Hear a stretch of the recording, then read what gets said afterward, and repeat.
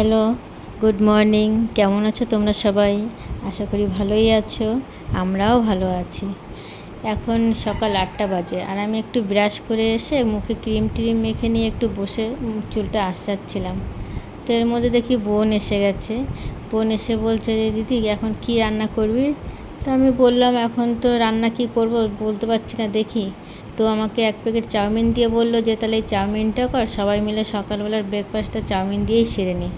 তো আমি বললাম ঠিক আছে তাহলে চাউমিন দিয়েই করি, কিন্তু ঘরে ক্যাপসিকাম বিনস কিছুই ছিল না। তো কী দিয়ে করবো ভাবছি, তো বলছে তাহলে এক কাজ কর, আমরা যেমন ছোটোবেলা সেই আলু কুচিয়ে দিয়ে চাউমিনটা ভেজে দিত মা, তো সেরকম করে এক চাউমিনটা আজকে ভাজ। তো আমি বললাম ঠিক আছে তাহলে ভাজছি। তো আমি রান্নাঘরে চলে এসেছি। তো রান্নাঘরে এসে আমি চাটা হয়ে যাওয়ার পরে আমি সসপ্যানটায় আবার একটুখানি লবণ আর একটু সাদা তেল দিয়ে এবারে চাউমিনটাকে সিদ্ধ বসিয়ে দেবো। তো চাউমিনটা আমি গোটাটা দেবো না, মানে একটু ভেঙেই দেবো, যেহেতু সসপ্যানটা ছোটো, গোটা চাউমিনটা দিলে একটু অসুবিধা হবে, ওর জন্য আমি ভেঙে ভেঙে একটু ছোটো ছোটো টুকরো করে চাউমিনটাকে দিলাম। তো চাউমিনটা যাই হোক তার সিদ্ধ হয়ে যাক। তো সিদ্ধ হতে হতে আমি একটু ওদিকে সব কিছু সবজি টবজি কেটেও নিয়েছিলাম। সবজি বলতে কি একটু পেঁয়াজ কুচিয়ে, লঙ্কা কুচিয়ে আর একটু আলু কুচিয়ে নিয়েছিলাম। তো আমার হয়ে গেছিলো চাউমিনটা সিদ্ধ করা হয়ে গেছে, ওটাকে আমি একটু জল ঝরাতে দিয়েছি। এবার যে আলুটা কুচিয়ে রেখেছিলাম সেই আলুটা পেঁয়াজ দিয়ে লঙ্কা দিয়ে একটুখানি আর একটু হলুদও দেবো, হলুদ নুন দিয়ে আমি ভেজে নিচ্ছি। কেন ছোটোবেলায় আমার এই চাউমিনটা খেতে খুব ভালোই লাগতো। তখন তো এত সবজি টবজি খেতে চেতাম না, ভালোও লাগতো না সবজি, তখন আমার এই আলু দিয়েই চাউমিনটা খেতে বেশি ভালো লাগতো। আর এখনও যেন আমার চাউমিনটা খেতে সবজির থেকে আলু দিয়েই বেশি ভালো লাগে, মানে বাড়িতে যদি আমি নিজে বানাই।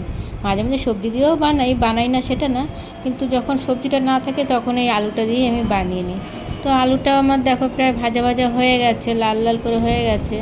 তো আমি দুটো ডিম ফাটিয়ে আমার ডিমটা প্রায় ভাজা হয়ে গেছে, আলুর সাথে সাথে তেলও ভাজা হয়ে গেছে, দিয়ে দিলাম। এবার আমি চাউমিনটাকে দিয়ে দেবো। আমি জল ঝরিয়ে রাখার সময় চাউমিনটাতে আমি একটুখানি সাদা তেল মাখিয়ে রেখেছিলাম, তার জন্য চাউমিনটা বেশ খুব সুন্দর ঝুরঝুরে আর রয়েছে, গায়ে কিন্তু একটার সাথে একটা লেগে যায়নি, বেশ ছাড়ানো রয়েছে। তো আমি ভালো করে এটাকে মিক্স করে নিচ্ছি। তো মিক্স করার পরে আজকে সকালবেলা এটাই আমরা খাবো, ব্রেকফাস্ট আমাদের চাউমিনটাই হবে। আর একটুখানি শশা কুচি, ওই শশা দুটো আছে, ওই দুটো কুচি করবো, আর একটু পেঁয়াজ কুচি দিয়ে টমেটো সস দিয়ে বেশ সকালের আমাদের এই চাউমিনটা খাওয়া হয়ে যাবে। যাই হোক আমার রান্না হয়ে গেছিলো, তো চাউমিনটা আমরা সবাই মিলে খেলাম। খাওয়া দাওয়ার পরে আমি একটু ছাদে এলাম। ছাদে এসে যে একটা অ্যালোভেরা পাতাটা নিয়ে নিলাম, নিয়ে দেখছি এদিকে একটা হলুদ কষের মতো কিছু ঝরছে।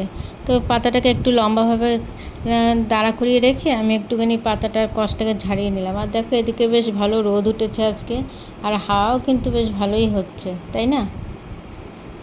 তো এবার আমি একটু ঘরে যাব, ঘরে গিয়ে দুপুরের এখন অনেক কাজ আছে, সেই কাজগুলো করতে হবে। প্রথমে গিয়ে একটু ঘরটাকে মুছে নেব, তারপরে মুছে নিয়ে আমি রান্না বান্না শুরু করব। তো চলে এসেছিলাম ঘর মুছতে। তো ঘরটাকে আমি রান্না শুরু করলাম। রান্নাঘরটা আগে মুছে নিই, তারপরে এক এক করে সব কটা ঘরেই মুছবো। তো জিনিসগুলো প্রতিদিন আমি প্রায় সরিয়েই মুছি, তো আজকে আর সরালাম না, যেহেতু প্রতিদিন আজকে আর ইচ্ছে করছিল না, বেলাটাও হয়ে গেছিলো। এটা তাড়াতাড়ি করে ঘরটা মুছে আমাকে রান্নাও করতে হবে। তো আমি রান্নাঘরটা মুছে নিলাম, আমার মুছে প্রায় হয়েও গেছিলো। এবারে আসলাম বেডরুমটা মুছতে।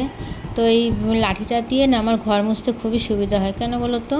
এই লাঠিটা দিয়ে আমি খাটের নিচে অনেকটা পর্যন্ত মুছতে পারি, আর যদি হাত দিয়ে মুছি তাহলে বেশিটা মুছতে পারি না, কেন অনেকটা নিচু তো খাটটা, ভিতরে ঢুকতেও পারি না। তো এই লাঠিটা দিয়ে আমি খাটের অনেকটা ভিতর পর্যন্তই মুছে পুরো পরিষ্কার করে ফেলতে পারি। এই লাঠিটা দিয়ে আমার মুছতে বেশ ভালো সুবিধাই হয়। তো যাই হোক আমার বেডরুমটাও মোছা হয়ে গেল।